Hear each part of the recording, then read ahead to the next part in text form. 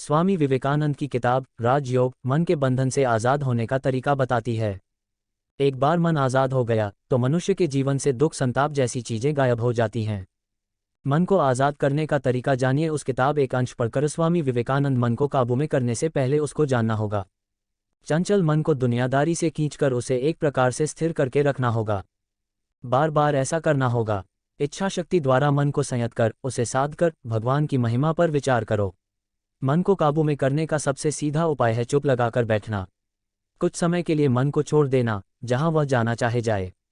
तुम पूरी दृढ़ता से सोचते रहो, मैं दर्शक हूँ, साक्षी हूँ, बैठे बैठे मन का डूबना उतराना देख रहा हूँ। मैं मन नहीं हूँ। इसके बाद अपने मन को देखो, सोचो, मन से तुम बिल्कुल अलग हो। खुद को भगवान के साथ एकाकार रूप में सोचो। किसी निर्जीव वस्तु या मन के साथ खुद को एकाकार न कर डालो। स्वामी विवेकानंद के जन्मदिन पर पेश है चेन्नई के विक्टोरिया हॉल में दिए गए भाषण का अंश। ये भी पढ़ें या सुने। ये हिंदुत्व स्वामी विवेकानंद वाला तो नहीं, ये भी पढ़ें या सुने। खाने पर विवेकानंद की भविष्यवाणी हुई सच। कल्पना करो मन मानो तुम्हारे सामने फैली एक शांत झील है।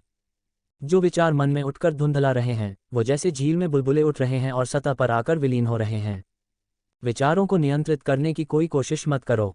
कल्पना की आंख से उन्हें बस दर्शक की तरह देखते जाओ, किस तरह वह बहा चला जा रहा है।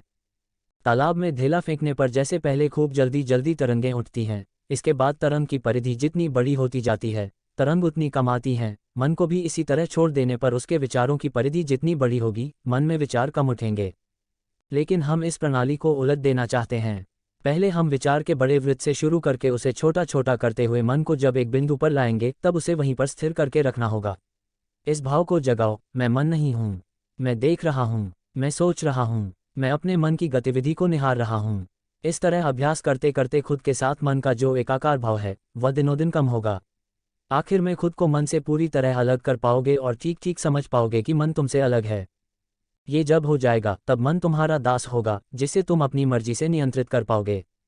योगी होने का पहला पड़ाव है अपनी इंद्रियों से परे जाना, और जब मन पर विजय हासिल हो जाए तो समझो कि साधक सर्वोच्च स्तर पर पहुंच गया है।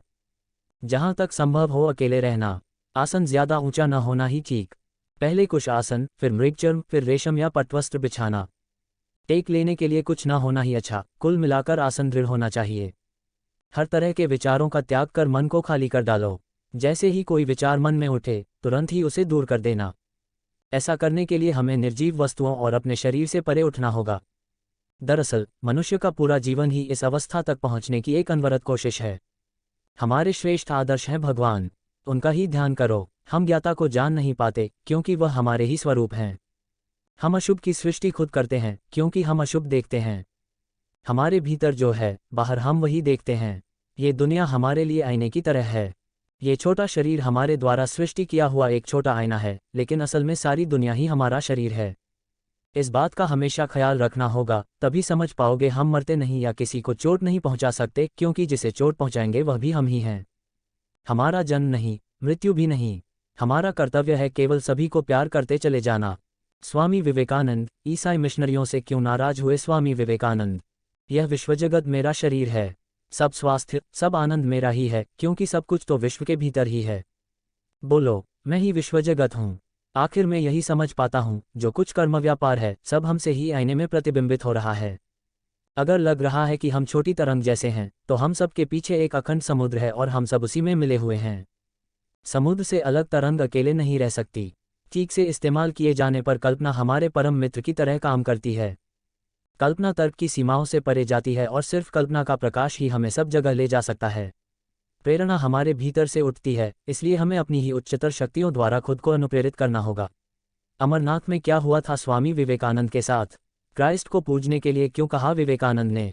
ये भी सुने या पढ़ें। स्वामी विवेकानंद क्यों बदलते रहे नाम? ये भी सुने या पढ़ें।